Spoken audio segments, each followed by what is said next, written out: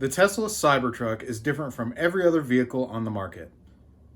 But will that truck pass regulations, or will Tesla have to make a lot of changes before it goes into production? Let's take a look. Regulators! Mount up!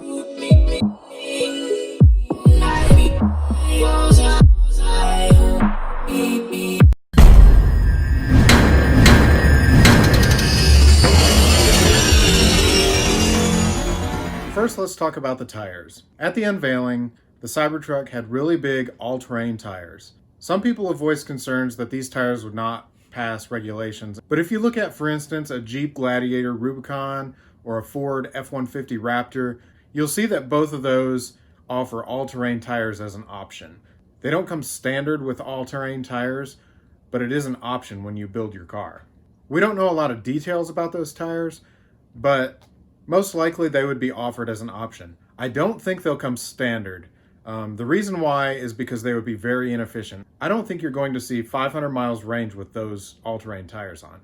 They'll probably have a more typical all-season road tire, which gets you the 500-mile range, and then offer the off-road tires as an option. Another point brought up about the wheels is that they stick out too far from the fenders. Now, a car that comes from the factory, the wheels are not supposed to stick out past the fenders. This is to prevent road debris and things from being kicked up at the cars behind them. Obviously, once people get their cars, they can do pretty much anything they want to them. So you'll see trucks all the time that have wheels that stick way out beyond the fenders. But if you look closely at the Cybertruck, you'll notice that the wheels don't actually stick out from those fender flares. It does have a wider stance, but it's no different than, again, the Ford F-150 Raptor, where the wheels are just even with those fender flares. So really, this is no concern. Now, everyone knows that the Cybertruck is not the first car to go into production with a stainless steel body and no paint.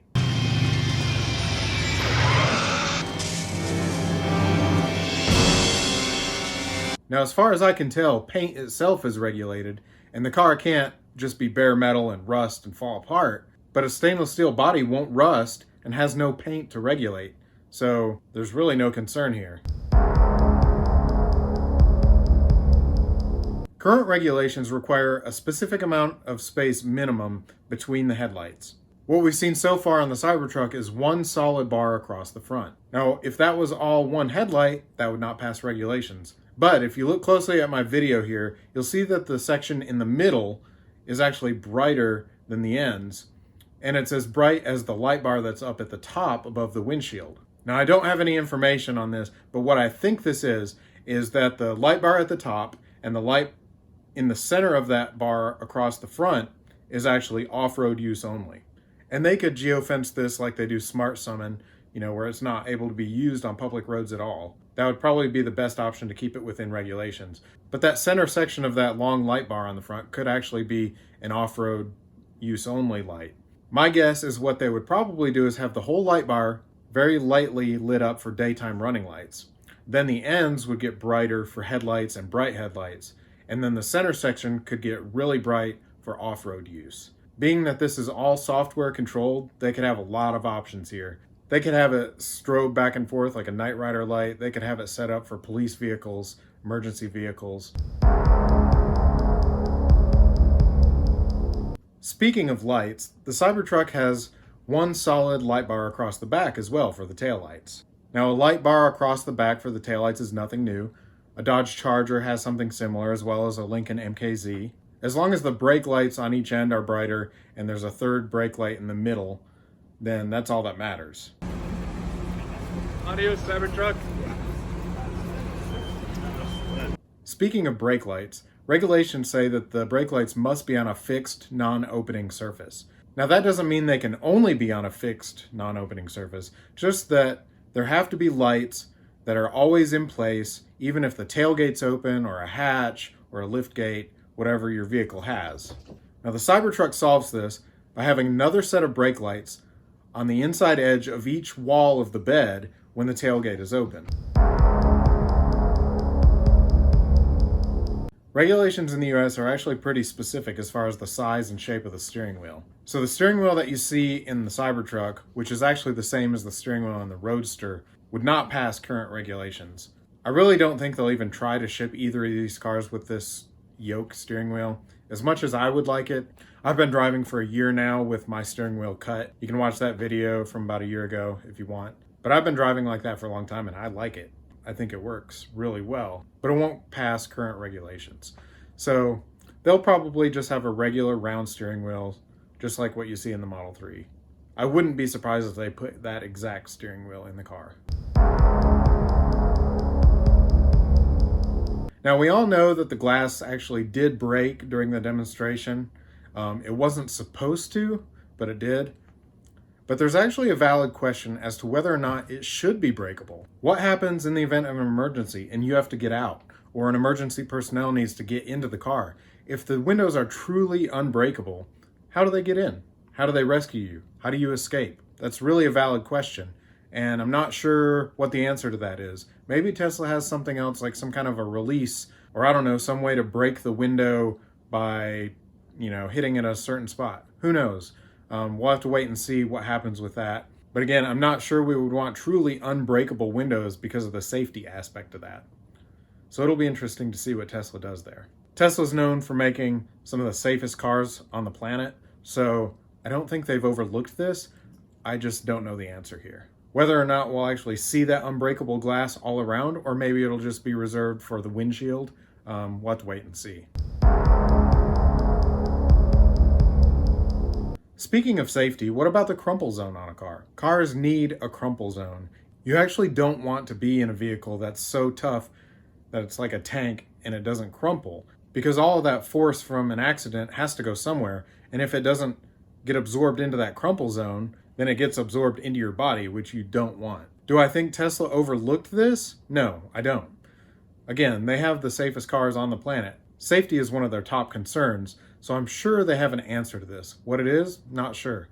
Maybe the front of the truck is actually thinner stainless steel. Or maybe the fenders pop out to the side in an accident and the structure underneath crumples. We'll have to wait and see what crash tests look like for the Cybertruck, but I'm pretty sure that Tesla knows what they're doing here. Now, what about windshield wipers? The Cybertruck is completely smooth on the front. There are no wipers. There's no place for wipers to hide. If they had wipers on the outside, it will actually affect the drag. I'm also not sure where those would go because the hood meets the windshield. But obviously they need something to keep the water off the windshield.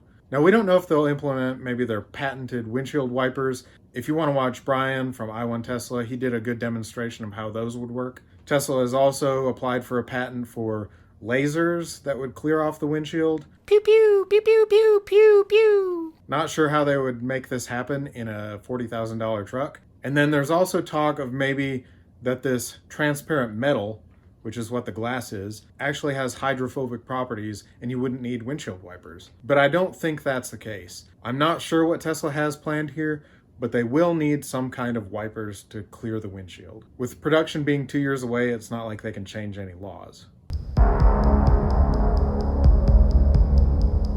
And finally, let's talk about the mirrors. Regulations require, at minimum, a driver's side mirror. Now, in Europe and Japan, they've already passed laws that let them replace mirrors with a camera-based system. And back in 2016, there were articles saying that the US was supposed to pass the same thing by 2018. Obviously, this didn't happen in 2018.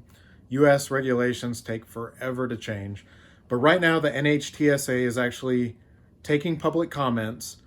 They're in the end phase. The comments actually closed, I think, next week. I'll leave a link in the description. But they're taking public comments to implement a camera-based system in cars instead of mirrors. Most likely, since Europe and Japan have already passed this, the US won't be far behind.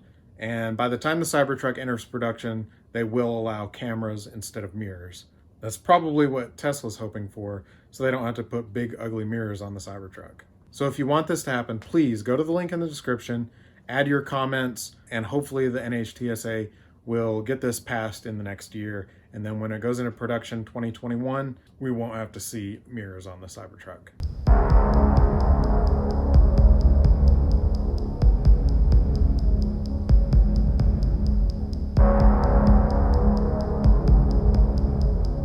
So So there you have it. For the most part, aside from the steering wheel, there really won't have to be any changes made to the Cybertruck. Hopefully the mirror regulations change soon, and we can get some answers as far as the windshield wipers and what they're going to do with that, as well as all the safety requirements. But thankfully, the truck will not have to change much before it goes into production. In case you didn't notice, Tesla actually updated their timelines for production today. The single motor is now pushed out to late 2022, while the tri-motor is pulled back to late 2021. Hopefully this answers some of your questions. If you have any more questions, leave them in the comments and we'll try to get to those. Thanks so much for watching. I'll see you next time.